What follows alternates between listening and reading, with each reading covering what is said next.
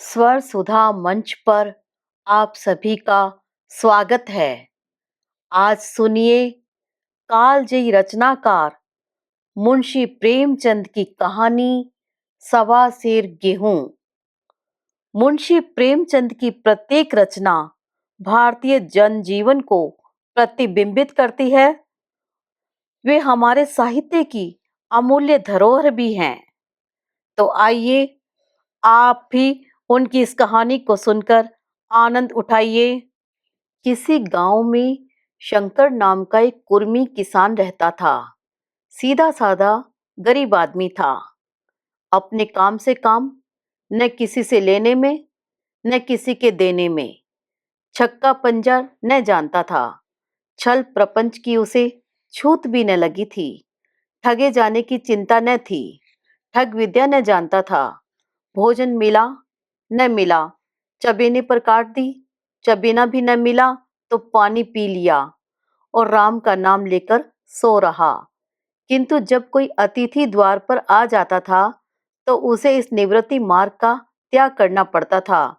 विशेषकर जब साधु महात्मा पदार्पण करते थे तो उसे अनिवार्य सांसारिकता की शरण लेनी पड़ती थी। खुद भूखा सो सकता था, पर साधु को कैसे भूखा सुलाता? भगवान के भक्त जो ठहरे। एक दिन संध्या एक महात्मा ने आकर उसके द्वार पर डेरा जमाया। तेजस्वी मूर्ति थी, पीतांबर गले में, जटा सिर पर, पीतल का कमंडल हाथ में, खड़ाऊं पैर में, ऐनक आंखों पर। संपूर्ण वेश उन महात्माओं का सा था जो रईसों के प्रासादों में तपस्या, हवा गाड़ियों पर देवस्थानों की परिक्रमा और योग सिद्धि प्राप्त करने के लिए रुचिकर भोजन करते हैं। घर में जौ का आटा था, वह उन्हें कैसे खिलाता? प्राचीन काल में जौ का चाहे जो कुछ महत्व रहा हो, पर वर्तमान युग में जौ का भोजन सिद्ध पुरुषों के लिए दुष्पाच्य होता है।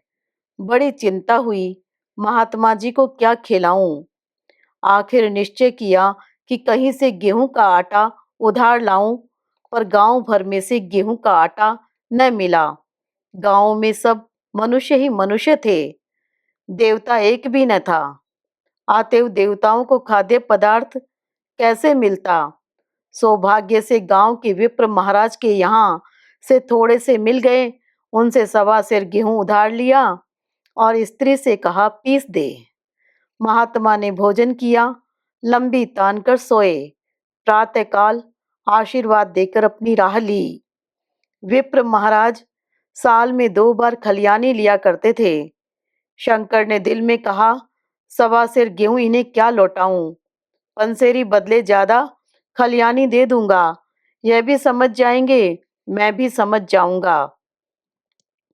चैत में जब विप्र जी पहुंचे तो उन्हें 1.5 पंसेरी की लगभग गेहूं दे दिया और अपने को ऊऋण समझकर उसकी कोई चर्चा न की। विप्र जी ने फिर कभी न मांगा।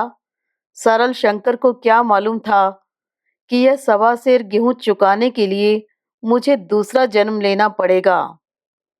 7 साल गुजर गए। विप्र जी विप्र से महाजन हुए। शंकर किसान से मजूर हो गया। उसका छोटा भाई मंगल उससे अलग हो गया था। एक साथ रहकर दोनों किसान थे, अलग होकर मजूर हो गए थे। शंकर ने चाहा कि द्वेष की आग भड़कने न पाए, किंतु परिस्थिति ने उसे विवश कर दिया। जिस दिन अलग अलग चूल्हे जले वह फूट फूट कर रोया, आज से भाई भाई शत्रु हो जाएंगे। एक रोएगा, दूसरा हंसेगा। एक के घर मातम होगा तो दूसरे के घर गुलगुले पकेंगे। प्रेम का बंधन, खून का बंधन, दूध का बंधन आज टूटा जाता है। उसने भगीरथ परिश्रम से कुल मर्यादा का वृक्ष लगाया था। उसे अपने रक्त से सींचा था। उसको जड़ से उखड़ता देखकर उसके हृदय के टुकड़े हुए जाते थे। 7 दिनों तक उसने दाने की सूरत तक नहीं देखी। दिन भर जेठ की धूप में काम करता और रात को मुंह लपेटकर सो रहता। इस भीषण वेदना और दुसह कष्ट ने रक्त को जला दिया, मांस और मज्जा को घुला दिया। बीमार पड़ा तो महीनों खाट से न उठा। अब गुजर बसर कैसे हो? 5 बीघे के आधे रह गए, एक बैल रह गया, खेती क्या खाक होती? अंत को यहाँ तक नौबत पहुंची कि खेती केवल मर्यादा रक्षा का साधन मात्र रह गई। जीविका का भार मजदूरी पर आ पड़ा। 7 वर्ष बीत गए। एक दिन शंकर मजूरी करके लौटा तो राह में विप्र जी ने टोक कर कहा, शंकर, कल आकर के अपने बीज बेग का हिसाब कर ले। तेरे यहाँ 5.5 मन गेहूं कब के बाकी पड़े हैं और तू देने का नाम नहीं लेता। हजम करने का मन है क्या? शंकर ने चकित होकर कहा, मैंने तुमसे कब गेहूं लिए थे जो 5.5 मन हो गए? तुम भूलते हो, मेरे यहाँ किसी का छटांक भर न अनाज है न एक पैसा उधार। विप्र, इसी नियत को तो यह फल भोग रहे हो कि खाने को नहीं जुड़ता। यह कहकर विप्र जी ने उस 1.25 सेर गेहूं का जिक्र किया जो आज के 7 वर्ष पहले शंकर को दिए थे। शंकर सुनकर अवाक रह गया। ईश्वर, मैंने इन्हें कितनी बार खलियानी दी, इन्होंने मेरा कौन सा काम किया? जब पोथी पत्रा देखने, साहित्य सगुन विचारने द्वार पर आते थे, कुछ न कुछ दक्षिणा ले ही जाते थे। इतना स्वार्थ! 1.25 सेर अनाज को अंडे की भांति सेंक कर आज यह पिशाच खड़ा कर दिया जो मुझे निगल जाएगा। इतने दिनों में एक बार भी कह देते तो मैं गेहूं तोलकर दे देता। क्या इसी नियत से चुप साधे बैठे रहे? शंकर ने कहा, महाराज, नाम लेकर तो मैंने उतना अनाज नहीं दिया, पर कई बार खलियानों में 2-2 सेर तक दिया है। अब आप आज 5.5 मन मांगते हैं, मैं कहाँ से दूंगा? विप्र, लेखा जो जो, बख्शीश 100-100। तुमने जो कुछ दिया होगा उसका कोई हिसाब नहीं। चाहे एक ही जगह 4 पसेरी दे दो, तुम्हारे नाम बही में 5.5 मन लिखा हुआ है, जिससे चाहे हिसाब लगा लो। दे दो तो तुम्हारा नाम छेक दूं, नहीं तो और भी बढ़ता रहेगा। शंकर, पांडे, क्यों एक गरीब को सताते हो? मेरे खाने का ठिकाना नहीं, इतना गेहूं किसके घर से लाऊंगा? विप्र, जिसके घर से चाहे लाओ, मैं छटांक भर भी न छोड़ूंगा। यहाँ न दोगे, भगवान के घर तो दोगे। शंकर कांप उठा। हम पढ़े लिखे आदमी होते तो कह देते, अच्छी बात है, ईश्वर के घर ही देंगे। वहां की तौल यहाँ से कुछ बड़ी तो न होगी, कम से कम इसका कोई प्रमाण हमारे पास नहीं, फिर उसकी क्या चिंता। किंतु शंकर इतना तार्किक, इतना व्यवहार चतुर न था। एक तो ऋण, वह भी ब्राह्मण का, बही में नाम रह गया तो सीधे नरक में जाऊंगा। इस ख्याल ही से उसे रोमांच हो गया। वह बोला, महाराज, तुम्हारा जितना होगा यही दूंगा, ईश्वर के यहाँ क्यों दूं? इस जन्म में तो ठोकर खा ही रहा हूँ, उस जन्म के लिए क्यों कांटे बोऊं? मगर यह कोई नियम नहीं है, तुमने राई का पर्वत बना दिया। ब्राह्मण होके तुम्हें ऐसा नहीं करना चाहिए था। उसी घड़ी तकादा करके ले लिया होता तो आज मेरे सिर पर इतना बड़ा बोझ क्यों पड़ता? मैं तो दे दूंगा, लेकिन तुम्हें भगवान के यहाँ जवाब देना पड़ेगा। विप्र, वहां का डर तुम्हें होगा, मुझे क्यों होने लगा? वहां तो सब अपने ही भाई बंधु हैं, ऋषि मुनि देवता सब ब्राह्मण ही हैं। जो कुछ बिगड़ेगी संभाल लेंगे, तो कब देते हो? शंकर, मेरे पास रखा तो है नहीं, किसी से मांग जांच कर लाऊंगा, तभी न दूंगा। विप्र, मैं यह न मानूंगा। 7 साल हो गए, अब एक दिन का भी मुलाहिज न करूंगा। गेहूं नहीं दे सकते तो दस्तावेज लिख दो। शंकर, मुझे तो देना है, चाहे गेहूं लो चाहे दस्तावेज लिखाओ। किस हिसाब से दाम रखोगे? विप्र, बाजार भाव 5 सेर का है, तुम्हें 5.25 सेर का काट दूंगा। शंकर, जब दे ही रहा हूं तो बाजार भाव काटूंगा, पाव भर छुड़ाकर क्यों दोषी बनूं? हिसाब लगाया तो गेहूं के दाम 60 रुपए हुए। 60 रुपए का दस्तावेज लिखा गया, 3 रुपए सैकड़े सूद, साल भर में न देने पर सूद की दर 2.5 सैकड़े, 11 का स्टाम्प, एक दस्तावेज की तहरीर शंकर को ऊपर से देनी पड़ेगी। शंकर ने साल भर तक कठिन तपस्या की। मियाद के पहले रुपए अदा करने का उसने व्रत सा कर लिया। दोपहर के पहले भी चूल्हा न जलता था, चबेने पर बसर होती थी। अब वह भी बंद हुआ। केवल लड़के के लिए रात को रोटियां रख दी जाती। 1 पैसे रोज का तंबाकू पी जाता था। यही एक व्यसन था जिसका वह कभी न त्याग कर सका था। अब वह व्यसन भी इस कठिन व्रत की भेंट हो गया। उसने चिलम पटक दी, हुक्का तोड़ दिया और तंबाकू की हांडी चूर चूर कर डाली। कपड़े पहले भी त्याग की चरम सीमा तक पहुंच चुके थे। अब वह प्रकृति की न्यूनतम रेखाओं में आबद्ध हो गए। शिशिर की अस्थि भेदक शीत को उसने आग तापकर काट दिया। इस ध्रुव संकल्प का फल आशा से बढ़कर निकला। साल के अंत में उसके पास 60 रुपए जमा हो गए।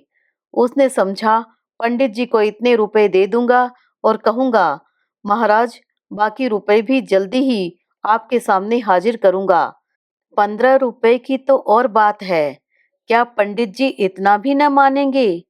उसने रुपए लिए और ले जाकर पंडित जी के चरण कमलों पर अर्पण कर दिए। पंडित जी ने विस्मित होकर पूछा, किसी से उधार लिए क्या? शंकर, नहीं महाराज, आपके असीम से अब की मजूरी अच्छी मिली। विप्र, लेकिन यह तो 60 रुपए ही है। शंकर, हाँ महाराज, इतने अभी ले लीजिए, बाकी मैं 2-3 महीने में दे दूंगा। मुझे ओरिन कर दीजिए। विप्र, ओरिन तो तभी होंगे जब मेरी कौड़ी कौड़ी चुका दोगे। मेरे 15 रुपए और लाओ। शंकर, महाराज इतनी दया करो, अब सांझ की रोटियों का भी ठिकाना नहीं है। गांव में हूं तो कभी न कभी दे ही दूंगा। विप्र, मैं यह रोग नहीं पालता, न बहुत बातें करना जानता हूँ। अगर मेरे पूरे रुपए न मिलेंगे तो आज से 3 रुपए सैकड़े का ब्याज लगेगा। अपने रुपए चाहे अपने घर में रखो, चाहे मेरे यहाँ छोड़ जाओ। अच्छा, जितना लाया हूँ उतना रख लीजिए, मैं जाता हूँ, कहीं से 15 रुपए और लाने की फिक्र करता हूँ, कहकर शंकर चल दिया। शंकर ने सारा गांव छान मारा, मगर किसी ने रुपए न दिए। इसलिए नहीं कि उसका विश्वास न था या किसी के पास रुपए न थे, बल्कि इसलिए कि पंडित जी के शिकार को छेड़ने की किसी की हिम्मत न थी। क्रिया के पश्चात प्रतिक्रिया नैसर्गिक नियम है। शंकर साल भर तक तपस्या करने पर भी जब ऋण से मुक्त होने में सफल न हो सका, तो उसका संयम निराशा के रूप में परिणित हो गया। उसने समझ लिया कि जब इतना कष्ट सहने पर भी साल भर में 60 रुपए से अधिक न जमा कर सका, तो अब और कौन सा उपाय है कि जिसके द्वारा इसके दूने रुपए जमा हो। जब सिर पर ऋण का बोझ लादना है, तो क्या मन भर का और क्या सवा मन का। उसका उत्साह क्षीण हो गया, मेहनत से घृणा हो गई। आशा उत्साह की जननी है। आशा में तेज है, बल है, जीवन है। आशा ही संसार की संचालक शक्ति है। शंकर आशाहीन होकर उदासीन हो गया। वह जरूरतें जिनको उसने साल भर तक टाल रखा था, अब द्वार पर खड़ी होने वाली भिखारिनी न थी, बल्कि छाती पर सवार होने वाली पिशाचनियां थी, जो अपनी भेंट लिए बिना जान नहीं छोड़ती। कपड़ों में चकतियों के लगने की भी एक सीमा होती है। अब शंकर को चिट्ठा मिलता तो वह रुपए जमा न करता, कभी कपड़े लाता, कभी खाने की कोई वस्तु। जहां पहले तंबाकू ही पिया करता था, वहां अब गांजे और चरस का चस्का भी लगा। उसे अब रुपए अदा करने की कोई चिंता न थी, मानो उसके ऊपर किसी का 1 पैसा भी नहीं आता। पहले जूड़ी चढ़ी होती थी, पर वह काम करने अवश्य जाता था। अब काम पर न जाने के लिए बहाना खोजा करता। इस भांति 3 वर्ष निकल गए। विप्र जी महाराज ने एक बार भी तकाजा न किया। वह चतुर शिकारी की भांति अचूक निशाना लगाना चाहते थे। पहले शिकार को चौंकाना उनकी नीति के विरुद्ध था। एक दिन पंडित जी ने शंकर को बुलाकर हिसाब दिखाया। 60 रुपए जो जमा थे, वह मिनाह काटने करने पर अब भी शंकर के जिम्मे 120 रुपए निकले। शंकर, इतने रुपए तो उसी जन्म में दूंगा, इस जन्म में नहीं हो सकेगा। विप्र, मैं इसी जन्म में लूंगा, मूल न सही, सूद तो देना ही पड़ेगा। शंकर, एक बैल है, वह ले लीजिए, और मेरे पास रखा क्या है? विप्र, मुझे बैल बधिया लेकर क्या करना है? मुझे देने को तुम्हारे पास बहुत कुछ है। शंकर, और क्या है महाराज? विप्र, कुछ है, तुम तो हो, आखिर तुम भी कहीं मजूरी जाते ही हो। मुझे कभी खेती के लिए मजूर रखना ही पड़ता है। सूद में तुम हमारे यहाँ काम किया करो, जब सुबीता हो मूल को दे देना।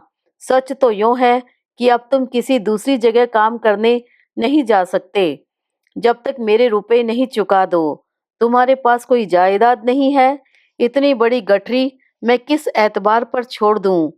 कौन इसका जिम्मा लेगा कि तुम मुझे महीने महीने सूद देते जाओगे, और कहीं कमाकर जब तुम मुझे सूद भी नहीं दे सकते तो मूल की कौन कहे? शंकर, महाराज, सूद में तो काम करूंगा, और खाऊंगा क्या? विप्र, तुम्हारी घरवाली है, लड़के हैं, क्या वे हाथ पांव कटा के बैठेंगे? रहा मैं, तुम्हें आध से रोज कलेवा के लिए दे दिया करूंगा। ओढ़ने को साल में एक कंबल पा जाओगे, एक मिर्जई भी बनवा दिया करूंगा। और क्या चाहिए? यह सच है कि और लोग तुम्हें 6 आने देते हैं, लेकिन मुझे ऐसी गरज नहीं है। मैं तो तुम्हें रुपए भरने के लिए रखता हूँ। महाराज, यह तो जन्म भर की गुलामी हुई। शंकर गहरी चिंता से बोला।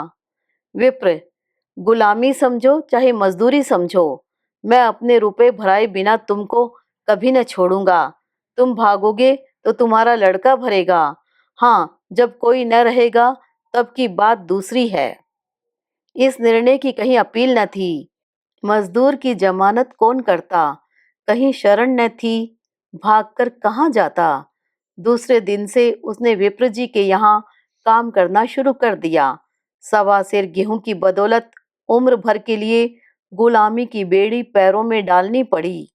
उस अभागे को अब अगर किसी विचार से संतोष होता था तो यह था कि वह मेरे पूर्व जन्म का संस्कार है। स्त्री को वे काम करने पड़ते थे जो उसने कभी न किए थे। बच्चे दानों को तरसते थे, लेकिन शंकर चुपचाप देखने के सिवा और कुछ न कर सकता था। वह गेहूं के दाने किसी देवता के शाप की भांति यावत जीवन उसके सिर से न उतरे।